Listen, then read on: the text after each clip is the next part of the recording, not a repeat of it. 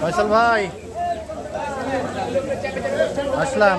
ভোজন রসিক মানুষদের জন্য অতি পরিচিত রাজশাহীর নওহাটা বা সিটি হাটার বিখ্যাত কালাভুনা ও ভাজা মাংস, আর তা যদি হয় ফয়সাল ভাইয়ের হাতের গরুর মাংসের সেই বিখ্যাত ভাজা মাংস, তাহলে তো আর কথাই থাকে না। ফয়সাল ভাই ওটা খাওয়া যাবে এখন?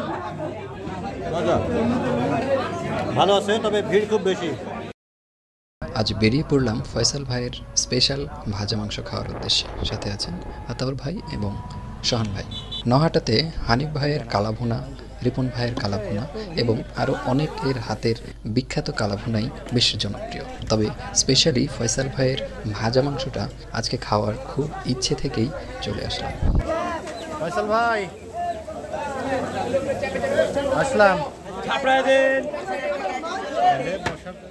রেলগেট থেকে নওহাটা জনপ্রতি ২০ টাকা অটো ভাড়া, কিন্তু আমরা ভদ্রা থেকে সরাসরি একটি রিক্সা যোগে ৩ জন গিয়েছিলাম। ভাড়া আমাদের কাছ থেকে নিয়েছিল ১০০ টাকা।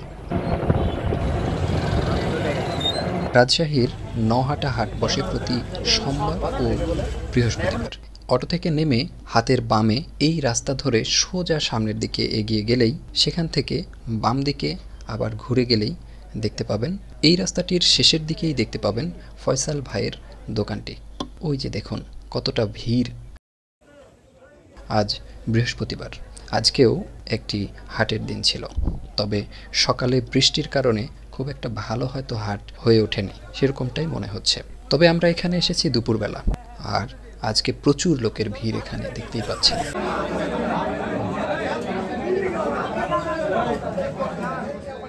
আসলে কি পরিমাণ জনপ্রিয়তা থাকলে এমন হতে পারে একবার ভাবুন। ব্যস্ততার মাঝে সুযোগ পেলেই চলে আসেন সবাই এই ফয়সাল ভাইয়ের ভাজা মাংস খেতে। প্রথমত মাংস এক জায়গায় কষিয়ে নিয়ে তারপরে সেটাকে আবার ভাজার জন্য প্রস্তুত করা হয়। এটা যখন ভালো মতো সিদ্ধ হয়ে যায় তখন সেটাকে আরেক কড়াইয়ে রাখা হয় এবং সেখানেই আমরা দেখতে পাই সেটা ভাজা মাংস হিসেবে প্রস্তুত হয়।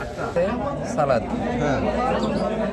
অবশেষে আমাদের প্লেটে ফয়সাল ভাইয়ের সেই বিখ্যাত ভাজা মাংস।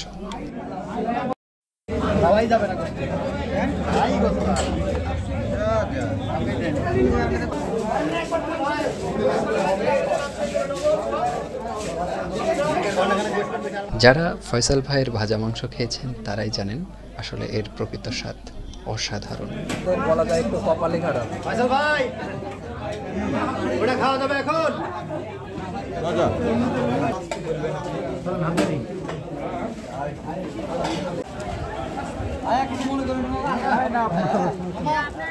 সকলকে অনেক অনেক ধন্যবাদ এতক্ষণ সময় আমার সাথে থাকার জন্য। আবারও দেখা হবে ইনশাল্লাহ নতুন কোনো ভিডিওতে। সবাই ভালো থাকবেন, সুস্থ থাকবেন। আল্লাহ হাফেজ।